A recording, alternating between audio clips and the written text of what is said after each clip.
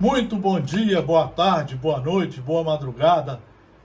Que alegria estarmos aqui no nosso núcleo de estudos espíritas e jurídicos Gesiel, fazendo estudos só de livros seguros.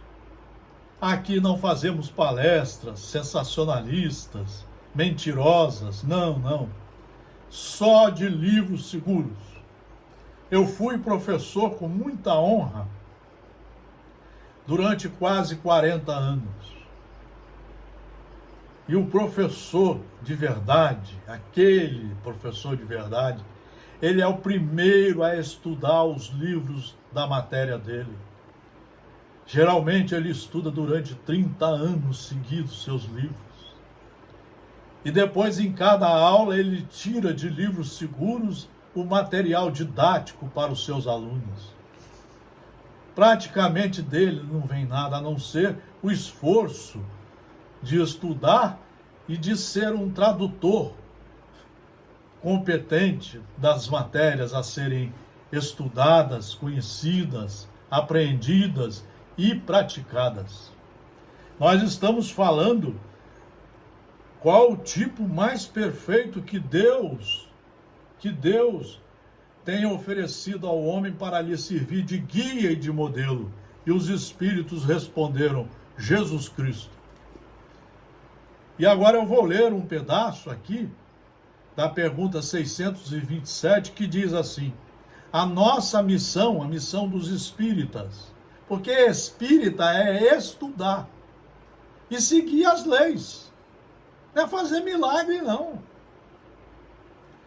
A nossa missão consiste em abrir os olhos e os ouvidos a todos, confundindo os orgulhosos e desmascarando os hipócritas, que estão contando uma porção de mentira aí para o mundo.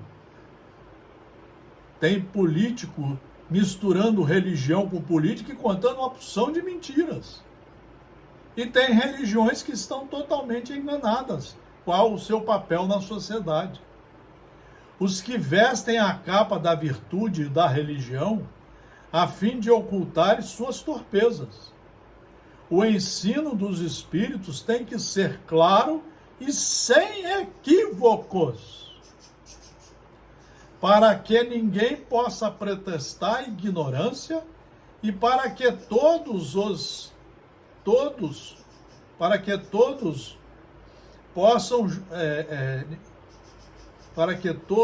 possam julgar e apreciar com a razão. Estamos incumbidos de preparar o reino do bem que Jesus anunciou. Isso é tarefa de cada um.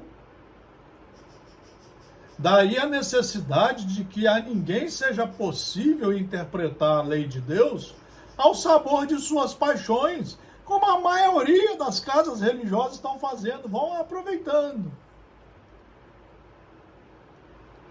Tem palestrante que ele só gosta de falar da época do carnaval, porque não estuda. Nós não precisamos falar sobre o carnaval, é estudar o evangelho.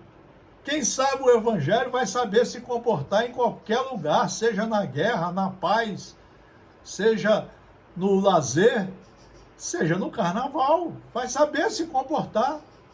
É o evangelho que está faltando estudar. Ao sabor das paixões, nem falsear o sentido de uma lei de amor e de caridade. Então nós precisamos começar a pensar um pouco mais o que nós estamos fazendo nessa encarnação no planeta escola, no planeta Terra, de provas e expiações, aonde o mal está ainda sobressaindo, principalmente de todo mundo, até das religiões que interpretam mal. Vamos ver aqui a pergunta 330 do Livro dos Espíritos. A pergunta 330. Sabem os espíritos em que época reencarnarão? Pressentem-na, como sucede ao cego que se aproxima do fogo. Sabem que tem de retomar um corpo, como sabeis que tendes de morrer um dia, mas ignoram quando isso se dará. Tudo é explicado no Livro dos Espíritos. Então a reencarnação é uma necessidade da vida espírita, como a morte o é da vida corporal? Certamente, assim é. Todos os espíritos se preocupam com a sua reencarnação? Muitos há que em tal coisa não pensam, que nem sequer a compreendem. Depende de estarem mais ou menos adiantados. Para alguns, a incerteza em que se acham do futuro que os aguarda constitui punição. E muitos querem ficar na ignorância, não saber estudar, não saber como funcionam as coisas, e aí acabam ficando muito tensos, muito nervosos e com medo de enfrentar a morte. 383. Outra que eu separei aqui para ajudar os amigos, a nós, a saber interpretar, a saber lidar com as coisas da lei de Deus. Qual para este a utilidade de passar pelo estado da infância? Por que nós, quando reencarnamos, passamos pelo estado da infância aqui na Terra? Encarnando com o objetivo de se aperfeiçoar. Olha o objetivo da encarnação. Objetivo de se aperfeiçoar. O espírito, durante esse período, é mais acessível às impressões que recebe, capazes de lhe auxiliarem o adiantamento para o que devem contribuir os incumbidos de educá-lo. Olha as tarefas, ninguém vem para cá para brincar, não. Ninguém vem para cá para ficar na ociosidade. As crianças são os seres que Deus manda a novas existências, para que não lhe possam imputar excessiva severidade, dá-lhes ele todos os aspectos da inocência. Então, por isso que nós passamos pela fase da infância aqui na nossa encarnação. Vejam esse trecho aqui, também da pergunta 383. A infância ainda tem outra utilidade. Os espíritos só entram na vida corporal para se aperfeiçoarem. Não é para ficar brincando de escrever certos livros. Não é para ficar brincando de sensacionalismo mediúnico. A infância ainda tem outra utilidade. Os espíritos só entram na vida corporal para se aperfeiçoarem, para se melhorarem. A delicadeza da idade infantil os torna brandos, acessível aos conselhos da experiência e dos que devam fazê-los progredir. Nessa fase é que se lhes pode reformar os caracteres. Olha a importância dos pais, dos professores, dos evangelizadores, da sociedade de um modo geral. Nessa fase é que se lhes pode reformar os caracteres e reprimir os maus pendores. Tal o dever que Deus impôs aos pais, missão sagrada de que terão de dar contas. Vejam, meus amigos, meus irmãos, a importância do estudo das leis morais. Vejam a importância do Livro dos Espíritos.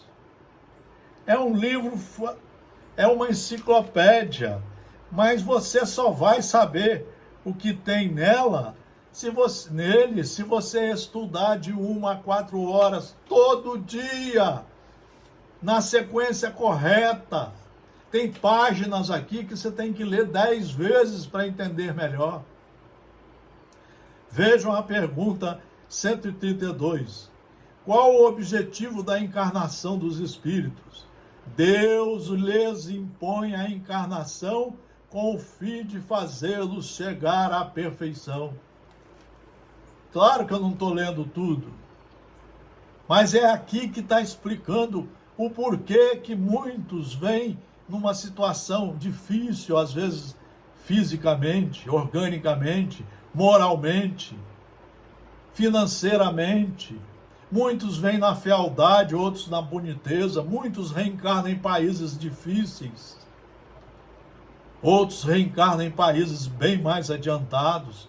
Todos têm tarefas essenciais a serem cumpridas para si próprios, para eles próprios poderem se livrar dos erros do passado, pagando tudo, e poderem começar um futuro melhor.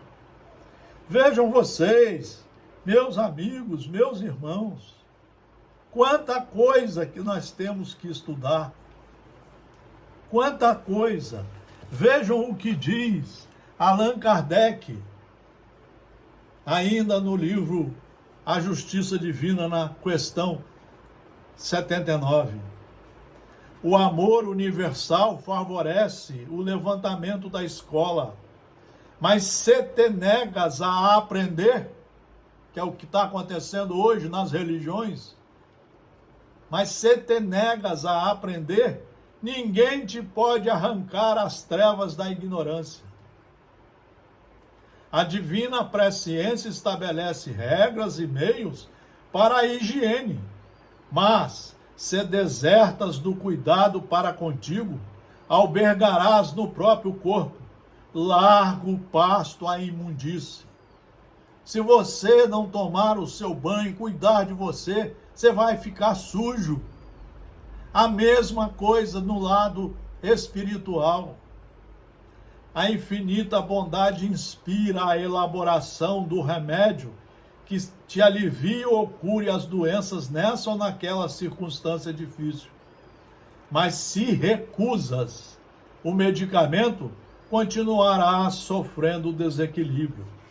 Então Allan Kardec, Emmanuel, mostra para nós como que Deus favorece a tudo para nós, nos dando uma nova encarnação com todas as oportunidades.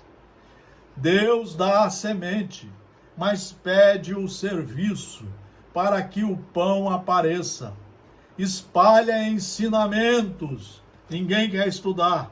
Espalha ensinamentos, mas pede estudo para que haja aprimoramento do espírito. Mas pede estudo para que haja aprimoramento do estudo.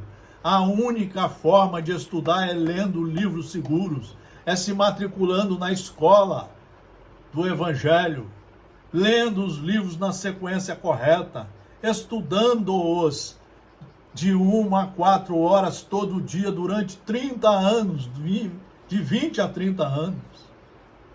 E nesse meio tempo é que você vai praticando e vai se aprimorando na caridade, na honestidade, na fraternidade, na humildade, na misericórdia. É aí que você vai se aprimorando. Afirma Allan Kardec. Certo, a misericórdia de Deus é infinita, mas não é cega. E Jesus, encarecendo a responsabilidade que nos supervisiona os caminhos, adverte-nos no versículo 33 do capítulo 13, no Evangelho de Marcos: olhai, vigiai e orai.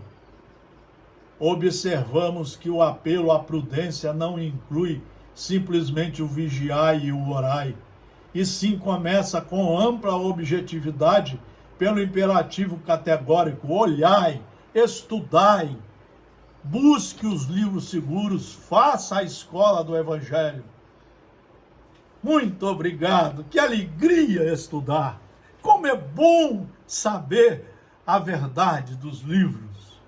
Como é bom não ser escravo da ignorância nem do sensacionalismo! Um grande abraço, muito obrigado pela atenção, tudo de bom para todos vocês.